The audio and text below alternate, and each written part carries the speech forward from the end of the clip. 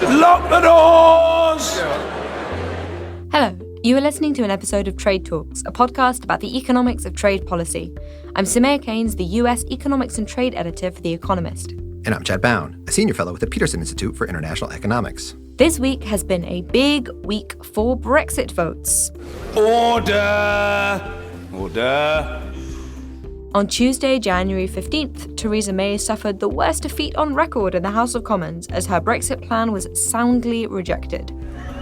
The ayes to the right, 202. The noes to the left, 432. So the noes have it, Unlock! For listeners who haven't been following this super closely, let's quickly list what this deal, the one that Parliament rejected, included.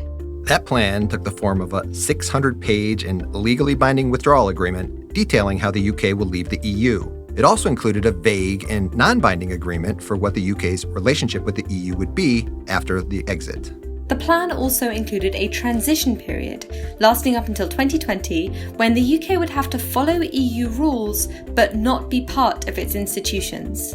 It also includes an insurance policy, or the backstop, and that's the guarantee that whatever happens, there will be no hard border between Northern Ireland and the Republic of Ireland. And finally, there's a bill of around £39 billion. After that deal was rejected, Theresa May faced a vote of no confidence, which she won. The ayes to the right, 306. The noes to the left, 325.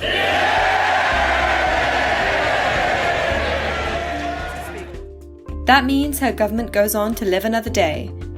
Brexit, it's complicated. In this episode, we have three guests. Sam Lowe from the Centre for European Reform in London, Meredith Crowley from the University of Cambridge, and Kyle Hanley from the University of Michigan. First up is Sam, to tell us about what has been happening and what's next. Sam, hi. Hello. You've been following this pretty closely.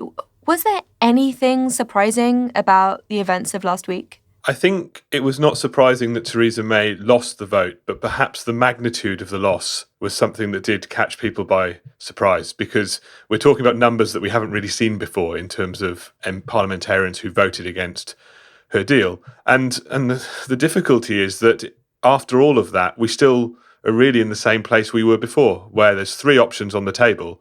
Either we have no deal with the EU at all and crash out in March, or we leave with a deal, probably one that looks substantially like the one that parliamentarians just voted down, or we call Brexit off. Okay, so on those deals, just focusing for now on the deal that Theresa May had proposed, to remind listeners, why do Brexiteers hate that deal? Well, why do Brexiteers hate that deal? Why does everyone seem to hate the deal? Is probably the bigger question, and it's the answer is it depends who you ask.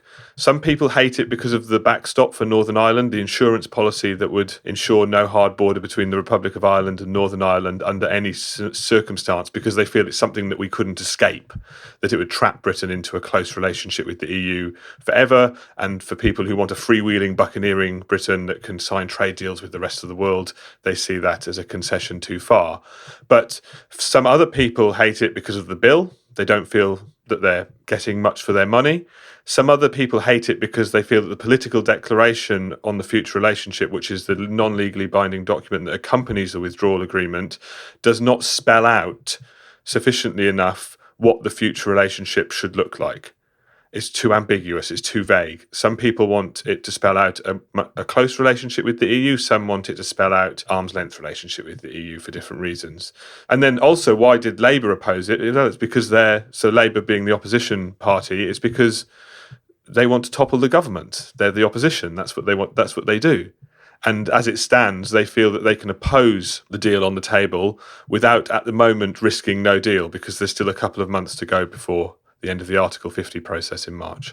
So you said that almost everybody hates this deal. So why do the Remainers, the folks that actually want to stay in the EU, why do they hate this deal? Well, the Remainers hate the deal because it means we leave the EU. They don't want to leave. They want to stay. They still see that there's a route towards staying. They think that we could either have a second referendum or that the UK could unilaterally revoke Article 50, so exit the process by which we leave. And they think there's still time left to build up the public support to achieve this. So at this moment in time, they're not going to sign up to anything that sees the UK bind itself to exiting.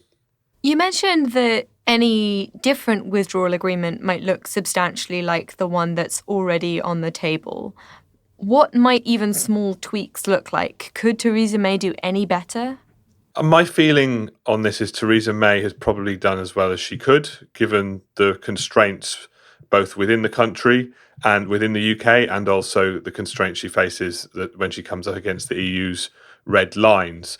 But is it possible to tweak it? Maybe. I mean, we can't rule anything out. Neither the EU or the UK wants no deal. So the EU might be willing to make some concessions if they feel that it would help Theresa May get a consensus within the UK. At the moment, it's not clear what that will be. So the EU's not going to budge at the moment. So, but what could they look like?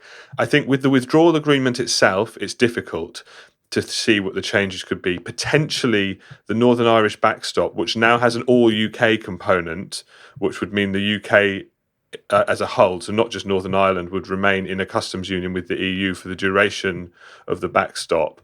You could see that being removed and it reverting to the EU's preferred model of it being entirely Northern Ireland specific. But why would that help Theresa May? It's difficult to see why she'd ask for that. It would cause more problems maybe with the Democratic Unionist Party, which is the Northern Irish party that props up her government at the moment, and would also cause problems within her own party. The area where there is room for change is probably the political declaration on the future relationship, in that because it's not legally binding, the EU has more flexibility here. And if she was able to articulate a vision for the UK that could win over a majority in Parliament, and particularly one for probably the only one on the table that could do that would be for a softer landing, so a closer relationship with the EU, something that looks a bit like Norway's relationship with the EU, then perhaps the EU would be willing to rewrite the political declaration to accommodate that. So we will see how this plays out in the coming months. Which of Theresa May's red lines would a Norway deal violate? Freedom of movement. Specifically free movement of labour. And this has been the one red line of Theresa May's that's really held throughout this whole process, in that we've actually seen her row back on quite a few of them, including the role of the European Court of Justice in different areas. But this is something she believes. She believes that the vote for Brexit in the UK was explicitly a vote against free movement of people. And that's the one that would need to change in order for the UK to enter into a Norway-style relationship to remain a component part of the EU single market. So at this stage, can the UK just change its mind and remain? It's possible that the UK could change its mind and remain. I personally don't think it's probable at this moment in time, in that I don't see how we get there, in that Jeremy Corbyn, the leader of the opposition, has ruled out a second referendum and said that he thinks Brexit should continue to go ahead. The government thinks that, and probably a majority in Parliament still think that Brexit should happen. But the issue we have is that whilst a majority in Parliament probably thinks Brexit should happen, there's no consensus on how it should happen. And the issue we have there is that whilst Parliament just recently voted in a way that suggested that it does not want no deal is the default option until it can come up with a plan that is palatable to the EU. And we just don't seem to be at that stage yet, and the clock is running down.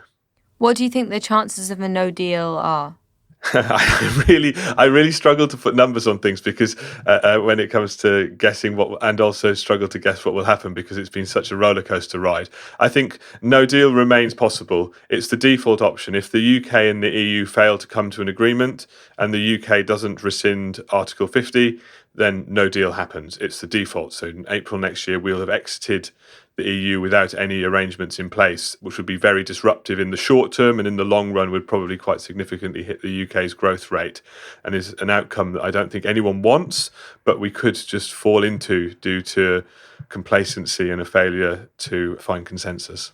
So just to remind listeners, one thing that would happen in the event of no deal is both the UK and the European Union would, under WTO rules at least, have to start treating each other just like the EU treats all of the countries out there with which it doesn't have a free trade agreement with. So it would have to stop offering zero tariffs toward each other and all of a sudden increase tariffs to the MFN level, the most favored nation level, at least in terms of tariffs. I think that's right, but I would emphasise that whilst tariffs would become an issue in a no Brexit scenario when we're trading with when the UK is trading with the EU on most favoured nation terms, actually in terms of the immediate disruption, tariffs isn't the concern. We're actually thinking about the other friction that you find at the border. So to give an example, when you import meat into the EU from any third country with which it doesn't have a deep enough preferential relationship, all products of animal origin have to enter the EU via a veterinary border inspection post, where they're subject to 100% document checks, 100% identity checks, and about 50%, up to 50% are subject to physical inspections. And that's something that just doesn't happen on trade between the UK and the EU currently. Calais and the Eurotunnel, which is the route by which the UK sends most of its products of animal origin to the rest of the EU, don't have the facilities to deal with this at the moment. How is that dealt with on day one? I think in the short term, you can have emergency measures that streamline some of this, that wave some things through. But over time, that's going to develop and cause quite significant friction that from day one and onwards will prevent, in this example, say a lamb exporter from Wales, selling and servicing its consumers in the EU. Sam, thank you so much. Thank you very much for having me. I'll say it once more. As many as that have been, say aye. Aye. Of the country now. There's a lot of uncertainty around, and this all begs the question, what is the economic impact of this uncertainty? Has it started to show up? And if so, where? To answer that, we brought in two more experts. Each has been tracking this independently, but in different ways. One has been looking at British firms and what they're doing. The other has been looking at British trade. First up, we have Meredith Crowley at the University of Cambridge. Loyal Trade Talks listeners will remember Meredith from episode 18 on Brexit and impact assessments. Meredith, in your paper looking at the impact of all this Brexit uncertainty, who are you tracking? So my analysis looks at British firms that export to the United Kingdom. Every year, we have about 20,000 large British firms exporting things to the EU. And when we look at the number of firms and products, we've got about 350 to 400,000 firm products being exported each year to the European Union. So those are the firms we're looking at. So the question we ask in the paper is, we know that every period, many firms enter into a market and many firms exit. And so on average, in between the UK and the European Union, we have about 100,000 new firms and products entering and about 85,000 firms and products exiting.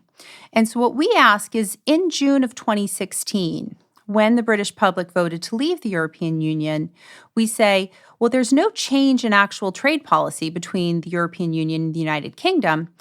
But if you're a British exporter, you might be worried about whether or not trade policy is going to stay the same a year from now, 2 years from now. And so what we look at is, we expect that firms saw an increase in uncertainty about the future of the trading relationship in the second half of 2016. And our question is, if you're not yet exporting to the European Union, did you become more uncertain, and did this lead you to not enter the market in the first place? So we look at all of these different firms, and we look at their entry and exit patterns. So you're going to be looking at British firms, comparing their exporting behavior end of 2015, compare that to after the referendum vote of June 2016. What do you find? So what we find is, for all of these British firms selling different products, some of them are exporting things, say, in transportation or machinery, and they actually would face very high tariffs if Britain left the European Union without a deal. So the tariffs could be over 15%, over 10%. And we find that for firms operating in these categories of products that would face high tariffs, there's a decline in their entry and there's an increase in exit by firms in those sectors. We also find if you're in a sector where there really wasn't a change in the tariff, or after Britain leaves the European Union, the tariff won't increase because the European Union is currently charging a zero tariff on everything from everyone, we find that those sectors we don't see much change. How big were these effects? So these effects were relatively modest, but not trivial. So we find about a decline in the entry rate of UK firms going to the European Union of about 5%, and we find an increase in exit of about 6%. When we look at what the average exporter sells in a particular period, and we value up all of these missing exporters, those that never entered and those that were sort of induced to exit, the total loss is about 3 billion British pounds sterling. And so that's only about 2% of the total value of British exports to the European Union in a given year. So it's moderate, but one of the, I think, a deeper concern we have is in a dynamic and healthy economy, we always know that there are firms entering and exiting. And as we have this decline in entry, essentially we're looking at sort of losses into the future. Because as soon as this sort of slows down and shuts down, we're losing that competition and that pressure that firms face in different countries. And so this can sort of lead to a low-level, gradual depression of activity that could be harmful in the long run.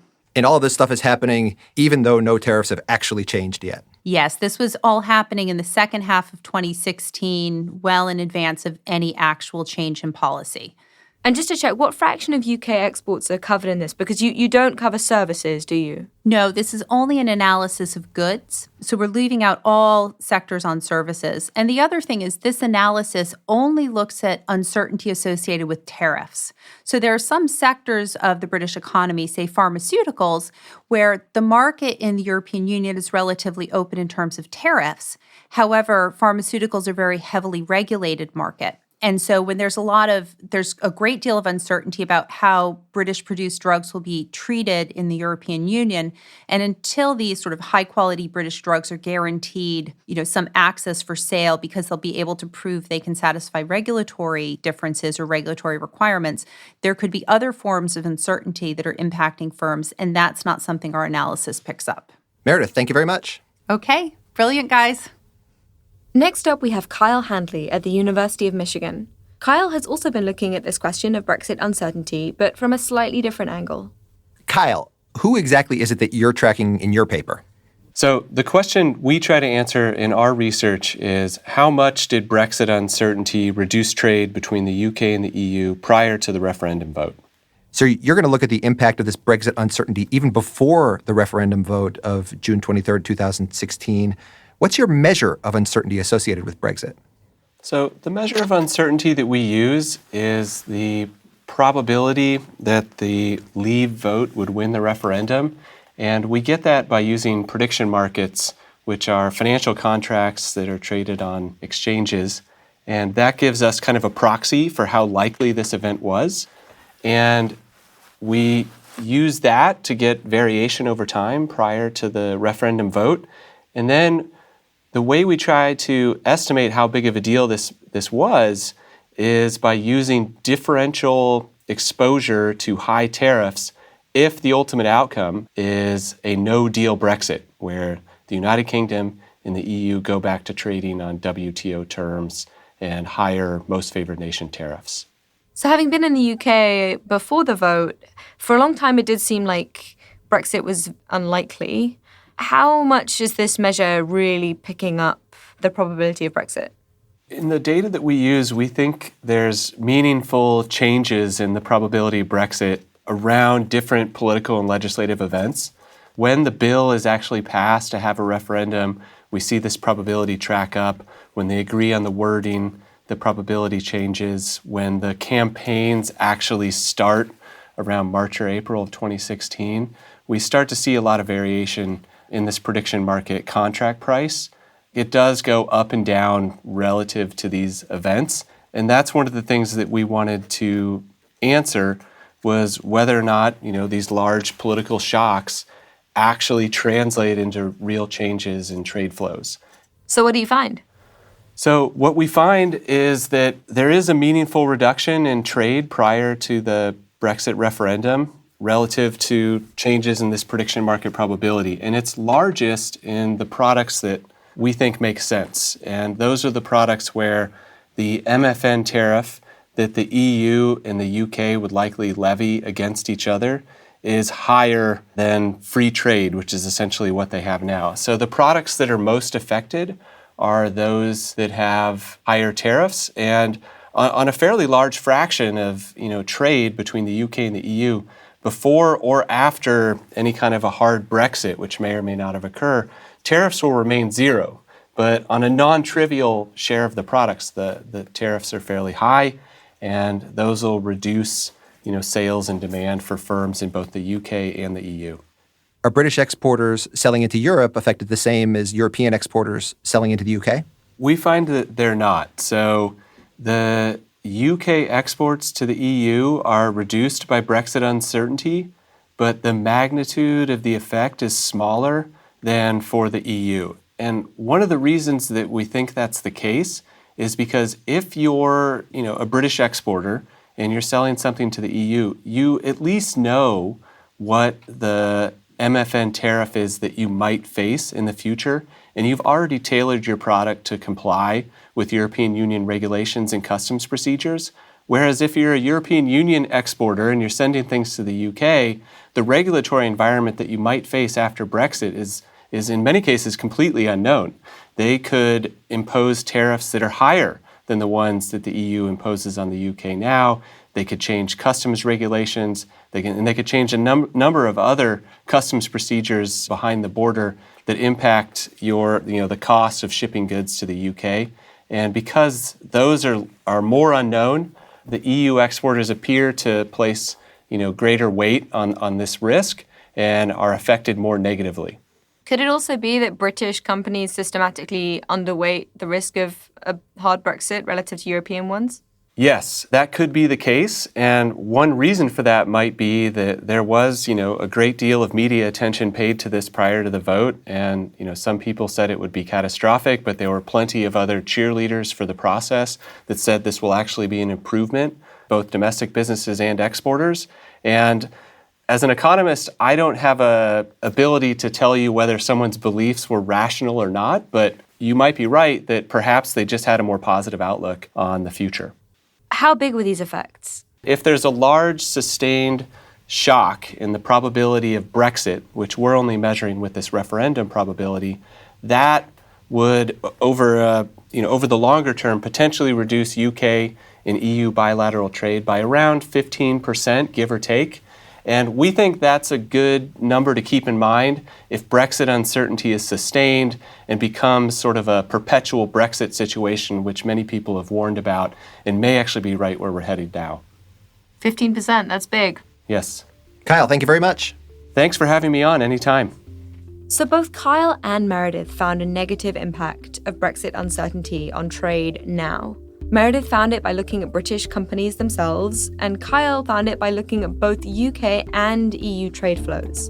And Kyle found that the fear of British tariffs actually had a bigger effect on European exporters than the fear of European tariffs had on British ones. But he also found that this negative effect of uncertainty wasn't limited to the period after June 23, 2016. The fear of a hard Brexit, even before the referendum, was having a negative impact on trade. If the uncertainty way back then was having this impact, just imagine what the effect of all this uncertainty now is. If you're a company, are you really going to plan to export to the EU or export into the UK? Are you really going to be making big investments?